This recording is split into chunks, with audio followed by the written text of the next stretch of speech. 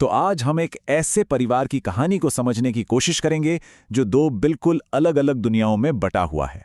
एक दुनिया है जो अपनी परंपराओं, अपनी जड़ों से जुड़ी हुई है, और दूसरी जो भविष्य के सपनों से भरी है।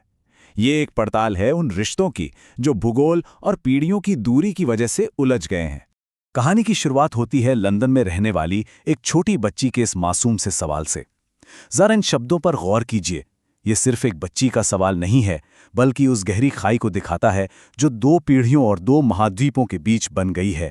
ये उस अलगाव की तस्वीर है जिसे शायद उस घर में हर कोई महसूस कर रहा था।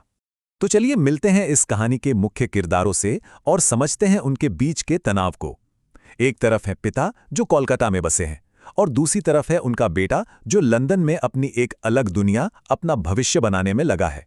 और ये दोनों दुनियाएं एक दूसरे से कितनी अलग हैं। पिता के लिए कोलकाता और उनका पुश्तैनी घर वो उनकी पहचान है, उनकी जड़ें हैं। और दूसरी तरफ है बेटा जिसके लिए लंदन एक मौका है अपने सपनों को पूरा करने का, अपने परिवार को एक बेहतर भविष्य देने का। तो ये सिर्फ दो शहरों की कहानी नहीं है, ये दो अलग अलग सोच की टकराहट है। पिता के लिए उनका घर वो सिर्फ ईंट और पत्थर की एक इमारत नहीं है। ये उनके शब्द नहीं, उनकी भावनाएं हैं। उन्होंने उस घर को एक बच्चे की तरह सींचा है, उसकी दीवारों पर अपनी कला बनाई है और वहीं अपनी जिंदगी की सारी यादें जमा की हैं। तो उनका ये कहना ये कोई जिद नहीं है, बल्कि अपनी पहचान, अपने वजूद से जुड़े रहने की एक आखिरी कोशिश है। अब सिक्के का दूसरा पहलू देखिए, बेटे का नजरिया, उसकी एम्बिशन, उसकी महत्वाकांक्षा सिर्फ पैसा कमाना नहीं है। वो अपने माँ बाप का ख्याल रखना चाहता है, लेकिन उसका तरीका मॉडर्न है। उसके लिए बेहतर मेडिकल सुविधाएं देना, अच्छी जिंदगी देना ही देखभाल की सबसे बड़ी परिभाषा है, भले ही इसके लिए अपनी जड़ों को ही क्यों ना छोड़ना पड़े। आइए अब थोड़ा और गहराई में चलते हैं और पिता की इस सोच को समझते हैं कि आखिर क्यों उनका अपने घर और अपनी संस्कृति से जुड़ाव इतना गहरा है, इतना मजबूत है। ये घर पिता के लिए एक जिंदा चीज की तरह है। इसमें उनके बच्चों का बचपन बीता है, उनकी पत्नी की यादें हैं, उनकी पूरी जिंदगी का सार है।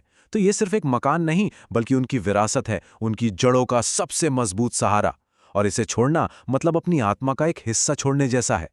तो यहाँ ये समझना बहुत जरूरी है कि पिता का ये इनकार ये सिर्फ पुरानी सोच या जिद नहीं है। ये इस तेजी से बदलती दुनिया में अपनी पहचान, अपनी विरासत को बचाने की एक खामोश लड़ाई है। ठीक है, अब कोलकाता से निकलते हैं और चलते हैं लंदन। देखते हैं बेटे की दुनिया को और समझते हैं उन वजहों को जो उसे अपने सपनों को पूरा करने के लिए आगे बढ़ा रही हैं।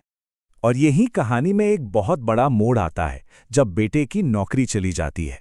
ये एक बाहरी संकट है, लेकिन ये परिवार के अंदर के तनाव को, उस दरार को और भी ज्यादा गहरा कर देता है। नौकरी खोने की ये हताशा बेटे की प्रैक्टिकल सोच को और पक्का कर देती है। वो सोचता है कि सिर्फ इमोशनल बातों से तो बिल नहीं भरे जा सकते। परिवार को एक साथ रखने और माँ बाप की देखभाल करने का सबसे अच्छा तरीका है उन्हें आर्थिक रूप से सुरक्षित रखना, चाहे इसकी कोई भी कीमत चुकानी पड़े। और अब कहानी अपने सबसे भावुक मोड़ पर पहुंचती है, जहां एक पिता को अपनी दुनिया और अपने बेटे के भविष्य के बीच किसी एक को चुनना है। जब बेटा आर्थिक तंगी में फंस जाता है, उसका सपना टूटने की कगार पर आ जाता है, तो पिता के सामने वो स्थिति आ खड़ी होती है जिसके बारे में उन्होंने कभी सोचा भी नहीं था। और यहीं पर एक पिता के प्यार की गहराई दिखती है। वो उस चीज को कुर्बान करने का फैसला करते हैं जो उन्हें दुनिया में सबसे ज्यादा प्यारी है, उनका घर, उनकी पहचान, उनकी पूरी जिंदगी। 50 लाख ये सिर्फ एक रकम नहीं है, ये उस बलिदान का सबूत है जो एक पिता ने दिया। पिता अपने बेटे के सपने को बचाने के लिए अपना घर बेचकर ये पैसे उसके खाते में भेज देते हैं। और ये एक बहुत बड़ा सवाल है, एक ऐसा सवाल जो हमें उस खालीपन और अनिश्चितता के बीच छोड़ जाता है। क्या पैसों से वो भरोसा, वो विरासत वापस खरीदी जा सकती है जो खो गई है? लेकिन कहानी यहां खत्म नहीं होती। पिता का ये बलिदान, ये त्याग परिवार को एक नए तरीके से जोड़ता है। अब घर कोई इमारत नहीं रह जाता, बल्कि एक दूसरे के लिए समझ और सम्मान का एक नया एहसास बन जाता है। और कमाल की बात देखिए, बेटे की सफलता कहीं बाहर से नहीं आती, बल्कि उसकी अपनी ही जड़ों से निकलकर आती है। वो अपने पिता से सीखी पारंपरिक बंगाली डिश पंता भात को लंदन में एक नए अंदाज में पेश करता है और उसे एक सेंसेशन बना देता है। बेटा सिर्फ कामयाब नहीं होता, वो अपनी कामयाबी का इस्तेमाल अपने पिता के त्याग का सम्मान करने के लिए करता है। वो न सिर्फ अपने रेस्टोरेंट का सपना पूरा करता है, बल्कि उसी सफलता से कमाए पैसों से अपने उस पुश्तैनी घर को वापस खरीदता है और उसकी रजिस्ट्री अपने पिता के हाथों में लौटा देता है। जब घर का नया मालिक पैसों और प्रॉपर्टी की बात करता है, तो बेटे का ये जवाब इस कहानी के पूरे सार को बयां कर देता है कि परिवार के मूल्य किसी भी जमीन जायदाद से कहीं ज्यादा बड़े होते हैं।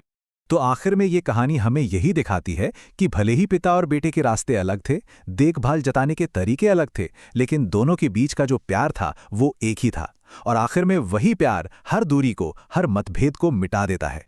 तो मैं आपको इसी एक सवाल के साथ छोड़े जाता हूं कि आखिर घर क्या है?